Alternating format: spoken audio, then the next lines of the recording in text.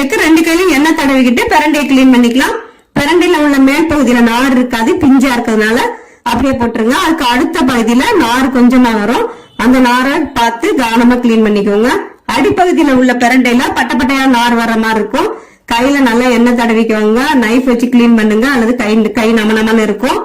நல்லா கிளீன் பண்ணி எடுத்து வச்சுக்கலாம். ஒரு கடாயில 1 ஸ்பூன் எண்ணெய் விட்டு 4 பூண்டு பற்கள், 2 ஸ்பூன் உளுந்தம் பருப்பு வறுபட்ட பிறகு 75 கிராம் பொடி வெங்காயம், லேசா வதங்கிய பிறகு 7 வத்தல், பெரிய நெல்லிக்காய் அளவு புளி போட்டு வதங்கிய பிறகு 1 பிடி கருவேப்பிலை போட்டு 4 கிண்டி 1/2 ஸ்பூன் அளவு பெருங்காயம், கொஞ்சம் உப்பு போட்டு நல்லா வதங்கிய பிறகு ஒரு தட்டுல ஆற வச்சுக்கலாம்.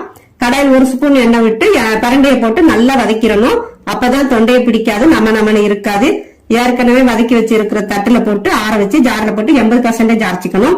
ஒரு கடாயில 1 ஸ்பூன் எண்ணெய் விட்டு 1/2 ஸ்பூன் கடுகு, பொரிஞ்ச பிறகு 2 கொத்து கருவேப்பிலை போட்டு தாளிச்சிக்கலாம். தேங்க்யூ.